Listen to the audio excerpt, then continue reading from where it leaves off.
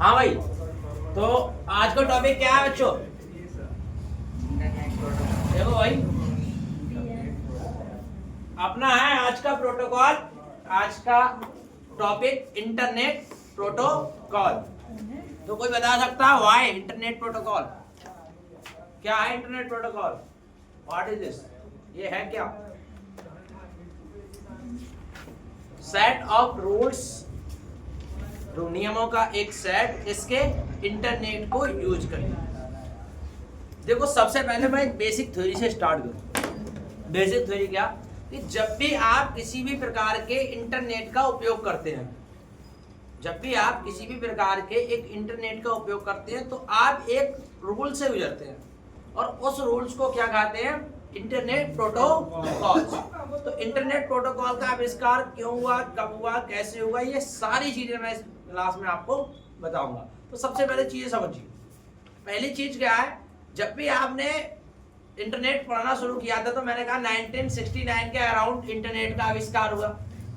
उस time internet 4 नोडों के साथ विकसित किया गया था। ऐसा ही कुछ था? अरे यस नो तो बोल दो। तो 4 नोडों के साथ आपका इंटरनेट विकसित किया गया, जो 1982 के समथिंग बढ़कर 32 नोड में कन्वर्ट हो गया और पूरे विश्व में इसका यूज होने लगा। स्टार्टिंग में किस प्रकार के नेटवर्क की शुरुआत हुई थी? वैसे बोलो, आरपा net, advance research project agency network, यही था। अरे बोल तो दो, advance research project agency network. इस नेटवर्क की शुरुआत हुई थी स्टार्टिंग में, जो शुरू में एक इंडियन आर्मी के लिए या सेना के लिए बनाया गया नेटवर्क था। बाद में 1982 के समथिंग इसको क्या कर दिया? पब्लिक के लिए यूज करने के लिए दे दिया गया नेटवर्क। तो पूरी पब्लिक इसको यूज करने लगी। अब सोचने वाली बात है, जिस स्कूल में पहले 10 बच्चे थे, एक एग्जाम्पल से समझो इसको, किसी को समस्या कोई? देखो, जब मानो एक स्कूल है, ध्यान से समझना,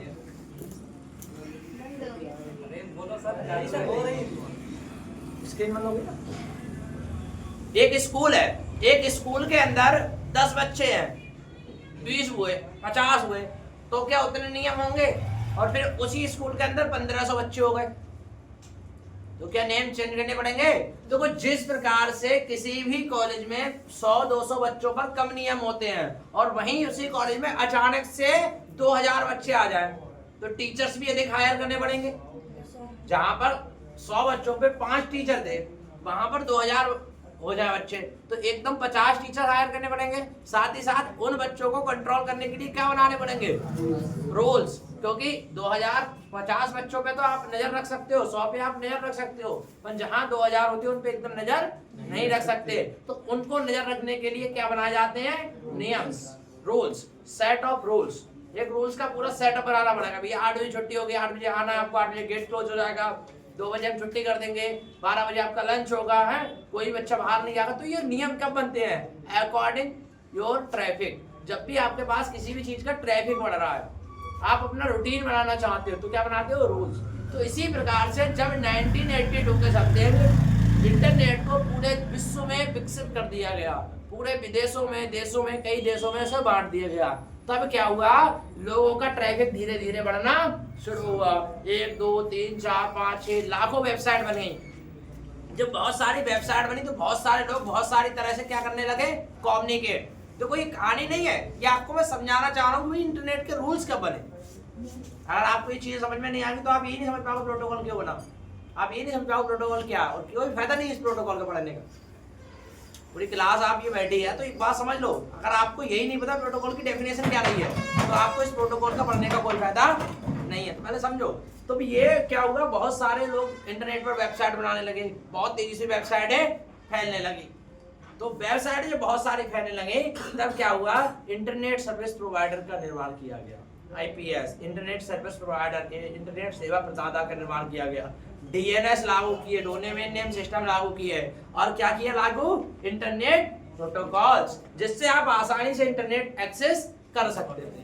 तो इंटरनेट प्रोटोकॉल का आविष्कार इसलिए किया गया जब यूजर बहुत ज्यादा क्वांटिटी में बढ़ने लगे, बहुत ज्यादा तरह से डेटा का ट्रांसफर होने लगा, बहुत तरह से डेटा आने लगा, लोग अलग अलग प्रकार से इंटरनेट पर सर्च करने लगे, तब जाकर किसी नियम का निर्माण हुआ और उस नियम को हम क्या कहते हैं? Internet protocol. तो कहानी समझ में आई? अब डेफिनेशन के तौर पर चले तो डेफिनेशन के तौर पर चले तो डेफिनेशन में लिखा है इंटरनेट प्रोटोकॉल नियमों और प्रक्रियाओं का एक समूह है। यानी इंटरनेट प्रोटोकॉल जो है रूल्स ऑफ प्रोड्यूसर का समूह है। इसके बाद जो एक निर्धारित करता है कि इंटरनेट किसी भी नेटवर्क पर डेटा कैसे रूट किया जाएगा, कि एक इंटरनेट पर डेटा को कैसे रूट किया जाना है, कैसे भेजना है, इस प्रकार का एक समूह होता है। हर डिवाइसेस का एक आईपी एड्रेस होता है। कल की क्लास में मैंने आपको बताया था आईपी एड्रेस क्या होता है। आईपी एड्रेस के अंदर 5 क्लासेस होती हैं, class A, class B, class C, class D, class C. Class A से लेकर क्लास सी तक का नेटवर्क आपके लिए आम उद्देश्य के लिए बनाया गया है। मतलब कोई भी इंडिविजुअल पर्सन जो है वो क्लास ए से लेकर क्लास सी तक का नेटवर्क यूज कर सकता है, और जहां क्लास डी और क्लास ई का नेटवर्क वैज्ञानिक अनुसंधान रिसर्च एजेंसीज के लिए बनाया गया है जो उसका यूज करते हैं। साथ ही साथ मैंने बताया 127.0.0.1 जो नेटवर्क है वो कौन सा नेटवर्क है, कौन सा आईपी एड्रेस है? लूप बैक आईपी एड्रेस, जो कि इंटरनेट की पहचान करने के लिए बनाया जाता है। तो इस प्रकार से मैंने कल बताया था आईपी एड्रेस क्लास में, आपको बताया होगा वेरी वेल। तो हर एक डिवाइसेस का एक आईपी एड्रेस दिया जाता है जिसके माध्यम से वह नेटवर्क पर अन्य डिवाइसेस से संपर्क कर सकता है। जब भी आप इंटरनेट प्रोटोकॉल के माध्यम से किसी एक डिवाइस से दूसरे डिवाइस के बीच में किसी भी प्रकार की बातचीत करते हैं या फिर डेटा का आदान प्रदान करते हैं, तो ऐसे में क्या करते हो आप? एक आईपी एड्रेस का यूज करते हो एक व्यक्ति से दूसरे व्यक्ति तक पहुंचने के लिए, और जो पहुंचाता है वो कौन होता है? Internet protocol. इंटरनेट प्रोटोकॉल आपको दो अलग अलग डिफरेंट एड्रेस से कनेक्ट करवाता है। आगे आती है जब किसी कंप्यूटर को डेटा भेजा जाता है तो इंटरनेट प्रोटोकॉल उसे छोटे छोटे पैकेट में बांट देता है। तो याद रखो, जब भी आप किसी व्यक्ति से बात कर रहे हो, किसी को वीडियो भेज रहे हो, किसी से वीडियो कॉल कर रहे हो, किसी से चैट कर रहे हो, या किसी प्रकार का डेटा भेज रहे हो, तो आपका डेटा कई टुकड़ों में जाता है, नेटवर्क पर कई टुकड़ों में जाता है। तो छोटे छोटे टुकड़ों में जो बांटने का काम करता है वो हमारा होता है इंटरनेट प्रोटोकॉल। आगे बात करें तो इंटरनेट प्रोटोकॉल डेटा को छोटे छोटे पैकेट में बांट देता है। प्रत्येक पैकेट के साथ सेंडर और रिसीवर का आईपी एड्रेस जुड़ा होता है। देखिए, अगर मैं आपके घर के लिए कोई लेटर भेजूं, मैं आपके घर के लिए कोई पत्र भेजूं, तो क्या होगा? अगर आप नहीं प्राप्त कर पाए तो उसे वापस भी तो आना है।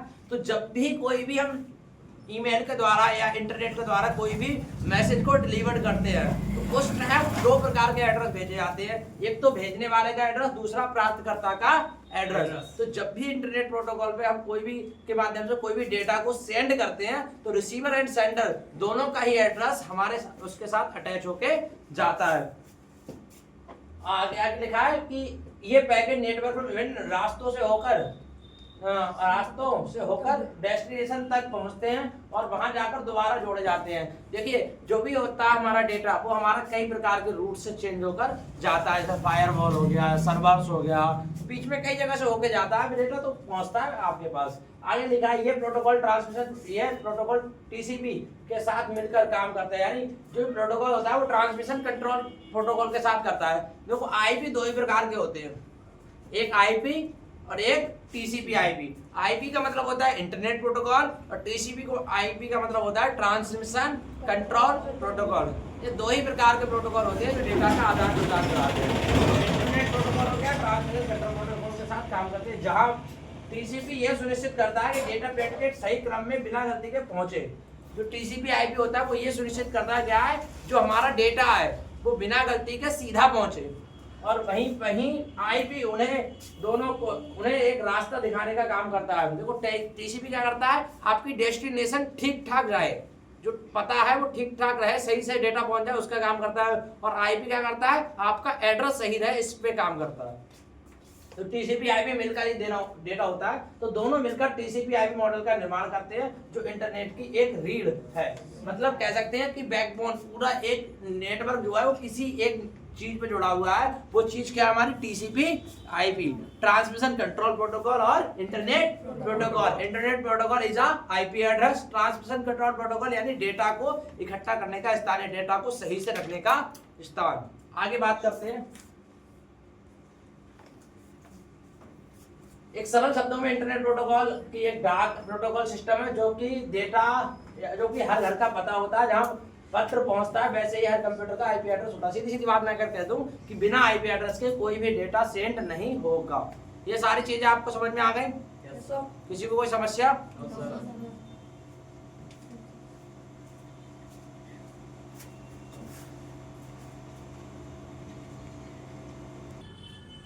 तो बात करें इंटरनेट प्रोटोकॉल्स की, तो इंटरनेट प्रोटोकॉल की डेफिनेशन जैसी भी आपको बताई थी। अब हम जो बात करते हैं वो कौन कौन से इंटरनेट प्रोटोकॉल है। वैसे तो इंटरनेट प्रोटोकॉल बहुत सारे हैं, बहुत सारे इंटरनेट प्रोटोकॉल अभी अवेलेबल है जो डेटा को ट्रांसफर करने में काम कर रहे हैं, बट हम बात करेंगे टॉप 10 प्रोटोकॉल की जो आज के टाइम में हर व्यक्ति के लिए बहुत इंपॉर्टेंट है, जो आम जिंदगी से लेकर एक इंपॉर्टेंट डॉक्यूमेंट सेंड करने के लिए यूज किए जाते हैं। तो उन 10 प्रोटोकॉल की बात करेंगे। तो ऐसी बात करते हैं, पहला HTTP। आप लोगों ने सुना होगा हाइपर टेक्स्ट ट्रांसफर प्रोटोकॉल, किसी ने देखा है? किसी छात्र ने HTTP लिखा हुआ कहीं देखा है? मैं बताता हूं, जब भी आप किसी वेबसाइट को ब्राउज करते हो तो उस वेबसाइट के अंदर HTTP नाम का एक प्रोटोकॉल आपको दिखाई देगा, उसमें HTTP नाम का आपको एक प्रोटोकॉल दिखाई देगा। वो HTTP प्रोटोकॉल होता क्या है? हाइपर टेक्स्ट ट्रांसफर प्रोटोकॉल, जो वेब पेज को क्या करता है? वेब पेज को लाने और भेजने के लिए मदद करता है। मतलब मान लीजिए आप किसी भी वेबसाइट के पेज पर विजिट कर रहे हैं, किसी भी वेबसाइट के पेज पर विजिट कर रहे हैं और वेबसाइट के उस पेज पर आपके पेज को प्राप्त कराने तक जो प्रोटोकॉल काम करता है वो होता है HTTP, और वहीं पर लिखा होता है HTTPS। तो difference between HTTP and HTTPS, HTTP और HTTPS में अंतर क्या? जानकारी के लिए बता दो, HTTPS और HTTP का मतलब बस इतना होता है, उसके आगे सिक्योर लग जाता है। सिक्योर का मतलब ये होता है, जब भी आप वेबसाइट पर विजिट करते हैं तो दो प्रकार की वेबसाइट पाई जाती है, एक होती है सुरक्षित वेबसाइट, एक होती है अनसुरक्षित वेबसाइट, यानी सिक्योर्ड और अनसिक्योर्ड, सिक्योर्ड और अनसिक्योर्ड। जिस वेबसाइट के ऊपर हाइपर टेक्स्ट ट्रांसफर प्रोटोकॉल के साथ एक S जुड़ा हो, यानी जिस वेबसाइट पर आप विजिट कर रहे हो वो वेबसाइट एक सुरक्षित वेबसाइट, गूगल द्वारा वो वेबसाइट क्या है? सुरक्षित वेबसाइट है। तो जहां पर HTTPS प्रोटोकॉल का यूज किया जाता है वो HTTP का मतलब होता है हाइपर टेक्स्ट ट्रांसफर प्रोटोकॉल, और जहां S जुड़ जाता है मतलब ये जो वेबसाइट है वो सिक्योर्ड है। समझे? समझ गए? तो प्रॉब्लम? तो HTTP और HTTPS में बस इतना ही अंतर है। HTTP और HTTPS काम एक ही करते हैं, आपकी एक वेबसाइट को डेटा लाने का काम करते हैं। बात की जाए FTP की, तो FTP का मतलब होता है फाइल ट्रांसफर प्रोटोकॉल। मान लीजिए आप YouTube विजिट करते हैं, Facebook विजिट करते हैं, तो किसी भी प्रकार के डेटा को, या गूगल क्रोम विजिट करते हो तो किसी भी प्रकार के डेटा को डाउनलोड करने के लिए FTP फाइल ट्रांसफर प्रोटोकॉल का यूज किया जाता है।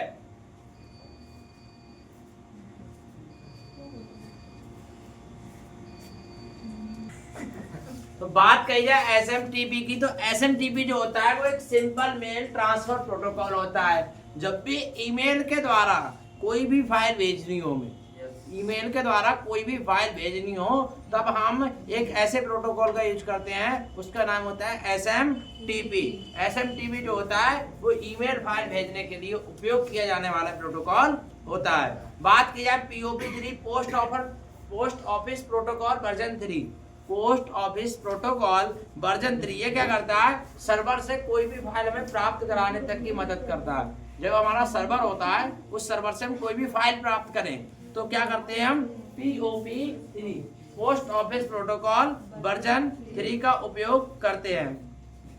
बात की जाए IMAP, internet message access protocol. Internet message access protocol का उपयोग क्यों और किस लिए किया जाता है? तो इंटरनेट मैसेज एक्सेस प्रोटोकॉल का उपयोग सर्वर से ईमेल को मैनेज करने के लिए किया जाता है। जो सर्वर होता है वहां से अपने ईमेल्स को मैनेज करने के लिए जिस प्रकार के प्रोटोकॉल्स का यूज किया जाता है उस प्रोटोकॉल का नाम होता है IMAP, internet message access protocol. इसका उपयोग करके हम सर्वर से अपने ईमेल्स को मैनेज कर सकते हैं। बात की जाए उसके बाद TCP/IP, TCP/IP में मैंने पिछले बता ही दिया है। डेटा को एक सही डेस्टिनेशन देना और उस डेस्टिनेशन तक जाकर अपने डेटा को प्रोवाइड कराने का काम टीसीपी/आईपी तक होता है। बात आ जाए DNS. DNS is the domain name system. ये सबसे इम्पोर्टेंट पार्ट होता है इंटरनेट का, सबसे इम्पोर्टेंट। आईपी के बाद सबसे इम्पोर्टेंट दूसरा पार्ट जो होता है वो डीएनएस ही होता है। डीएनएस का काम सिर्फ ये होता है, जब भी आप किसी भी प्रकार के डोमेन का यूज करते हैं, मान लीजिए सरकारी साइट है, कैसे पहचानेंगे? .gov एक कॉमर्शियल वेबसाइट है, कैसे पहचानेंगे? .com कॉमर्शियल, जो .com होता है, और जैसे कोई ऑर्गेनाइजेशन है तो .org। तो डीएनएस यही निर्धारित करता है कि किस प्रकार के डोमेन की साइज है, तो डोमेन नेम सिस्टम। बात की जाए DHCP dynamic host configuration protocol, ये आपका ऑटोमेटिकली जो रैंडम आईपी मिलता है आपको किसी भी इंटरनेट को यूज करने के लिए, उस आईपी पर काम करता है, रैंडम आईपी जो आपको मिलते रहते हैं। बात की जाए लास्ट जो आईपी है यूडीपी, यूजर डेटाग्राम प्रोटोकॉल, तो जो यूजर डेटाग्राम प्रोटोकॉल का यूज होता है वो आपके डेटा को फास्टेस्ट एक्सेस करने के लिए उपयोग किया जाता है, तेजी से एक्सेस करने के लिए इसका उपयोग किया जाता है। तो ये था आपका पूरा लेक्चर किस पे? Internet protocol. तो internet protocol is a set of rules to access internet. Internet को उपयोग करने के लिए जो रूल्स बनाए गए हैं उसे हम क्या कहेंगे? Internet protocol.